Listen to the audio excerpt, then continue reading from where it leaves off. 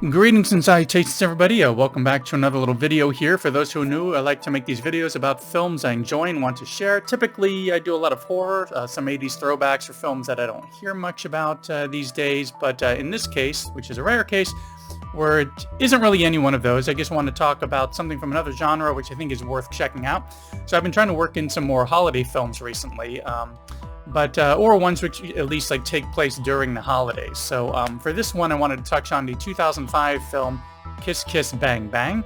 Now, like The Sacrifice Game, which I did a video for last week where I mentioned Die Hard and Lethal Weapon, kind of like that, I wouldn't necessarily call this one a holiday film, but just that, in that the story doesn't revolve around the holidays so much as it's just in the backdrop. Our story kind of takes place around that time.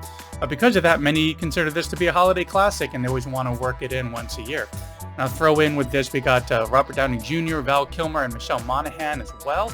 And, we definitely get one that's a lot of fun. So, what is this film about? Well, the synopsis is as follows. After being mistaken for an actor, a New York thief is sent to Hollywood to train under a private eye for a potential movie role, but the duo are thrown together with a struggling actress into a murder mystery. So yeah, we get this mystery, which of course I love. I've mentioned it several times. That's what I really like about a lot of different films. And we get this really great cast. And this one really stands out, in my opinion, due to the dialogue, just in the way that it's written, because it's written, directed, and so it's written and directed by Shane Black, who's also written such films as Lethal Weapon, The Monster Squad, Last Boy Scout, Last Action Hero, Long Kiss Goodnight, and even Iron Man 3. So if you're familiar at all with his writing, you may recognize his style in this. We typically get a lot of funny banter and exposition thrown around, completely unrealistic rapid-fire banter, but still funny and entertaining nonetheless. So even in the context of this murder mystery, it does stand out a bit, but in a really great way. Especially because the pairing of Robert Downey Jr. and Val Kilmer, who have this great chemistry together and deliver all these strange exchanges in excellent fashion. But also, as far as the story itself goes, it works really well because we get this borderline film noir kind of aspect mixed with a more modern feel of a more modern murder mystery with some action and especially comedy kind of worked into it as well. So it moves along at a great pace, for the most part. The story has a lot thrown into it to kind of flesh it out quite a bit, which in some ways makes it a little bit confusing. Not really as much in a bad way, it's just in a way to kind of keep you hooked, to see where it's going down the road and how it wraps up. But because of all this, there are some points which seem a little bit jumbled here and there, kind of loses its footing a little bit, just a tiny bit. But even with all of that, the comedy is really what holds everything together during any of those little slow spots in the actual plot that are happening. And especially that mentioned chemistry between, all the characters, but especially Robert Downey Jr. and Val Kilmer. Any of that jumbling that happens is mainly due to a lot of twists and turns happening throughout this mystery, which I guess is what I'm kind of trying to say there. But so while your guard might be down as far as the attention span because you're getting all this fast-paced bits of witty dialogue thrown your way, when it starts to kind of throw a bit more of that story, a little bit more about that mystery at you, you may miss a couple of details here and there, because ultimately what really needs to be paid attention to is this murder mystery.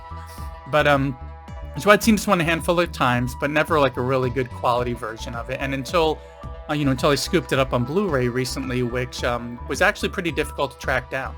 It just recently seemed to become available again, but for a while there I was trying to find it and it seemed to either be out of print or something, but it was hard to find a copy. Finally tracked one down so I can watch it each holiday season or, around those times, kind of like the mentioned Die Hard and Lethal Weapon, as a film that has the holidays in that background. But, all in all, it's, really a very funny film with some great chemistry, this murder mystery that has enough twists and turns to kind of keep you interested the entire runtime, some great dialogue exchanges and details throughout, which, although some of that dialogue is a bit unrealistic, it's still, compared to normal conversations, it's still a lot of fun, brings this level of comedy to the film that kind of keeps it from kind of droning on too much as this mystery unfolds and is eventually solved.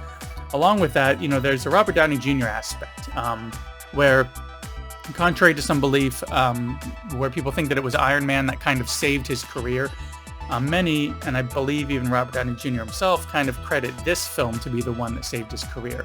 Now, there are videos about it worth kind of searching for and checking out, but from what I recall, some of the quick basics were that it was fresh off of a stint in rehab, and he was seen as being a big risk on a film to employ him.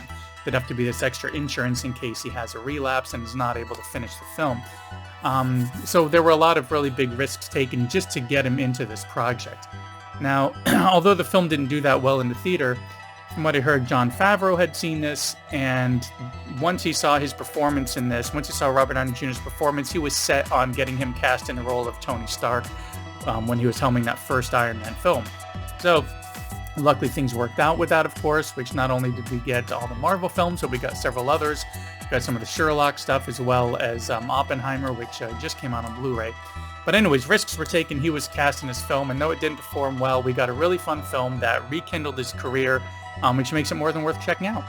And speaking of checking out, thanks for checking out this latest quick video here for the semi-holiday classic Kiss Kiss Bang Bang from 2005, which at the time of this video is only available on paid rental for some reason, which is surprising because it's a Warner Brothers film. I would have thought that maybe it would have ended up on HBO Max at some time. But anyways, what about you? Have you checked out this one? What are your thoughts on it? And when it comes to like Christmas or holiday films, do you feel that a film needs to be set, that it can just be set against the background of Christmas or the holidays, or does Christmas or the holidays need to be a central factor in the plot and within that story for it to really be considered one of those kinds of films? So sound off in the comments and let me know what you think. That's all I got for this one. Thanks for coming by, and I will see you in the next one.